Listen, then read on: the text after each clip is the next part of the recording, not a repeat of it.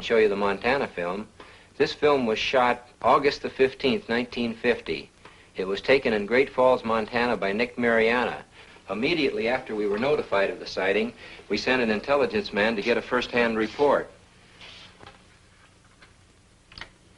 My name is Nick Mariana. For the past 6 years, I've been the general manager of a minor league baseball club called the Electrics.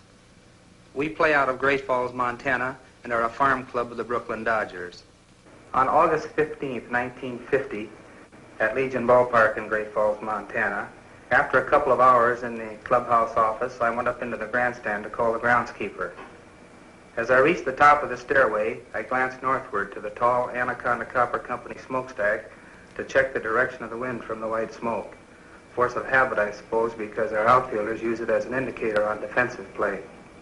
As I looked up, I saw two silvery objects moving swiftly out of the northwest. They appeared to be moving directly south. The objects were very bright and about 10,000 feet in the air. They appeared to be of a bright, shiny metal, like polished silver.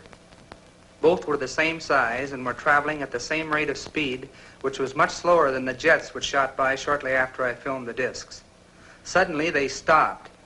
It was then I remembered the camera in the glove compartment of my car.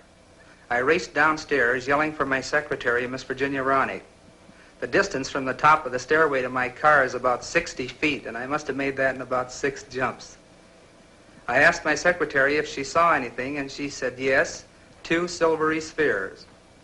I unlocked the glove compartment of my car, took out the camera, turned the telephoto lens on the turret into position, set the camera at f/22, picked up the objects in the viewfinder, and pressed the trigger. The discs appeared to be spinning like a top and were about 50 feet across and about 50 yards apart. I could not see any exhaust, wings, or any kind of fuselage. There was no cabin, no odor, no sound, except I thought I heard a whooshing sound when I first saw them. As the film clicked through the camera, I could see the objects moving southeast behind the General Mills grain building and the black water tank directly south of the ballpark. I filmed the objects until they disappeared into the blue sky behind the water tank.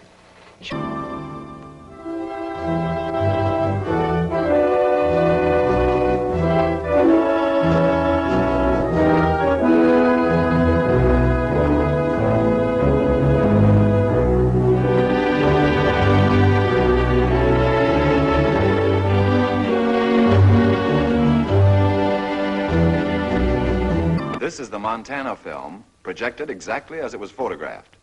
The objects are moving against a 25 to 28 mile-an-hour wind.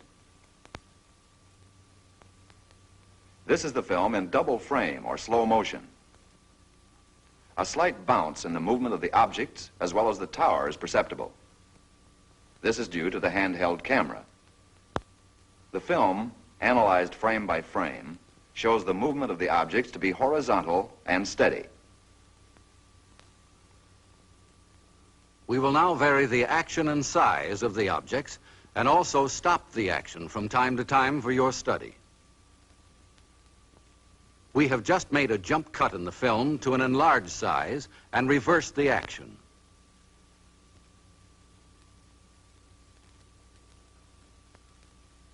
You are now seeing the objects exactly as they were photographed, but from a closer perspective.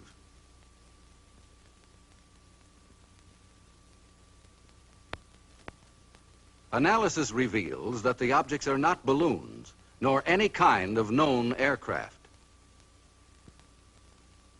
The images are very different from those produced by any kind of birds at any distance. The shape, brightness, speed, rectilinear path, steady motion, and separation rule out various forms of optical atmospheric mirages or cloud reflections. Comprehensive analysis has eliminated meteors and other known natural phenomena. The possibility of airplane reflection has been carefully studied and ruled out.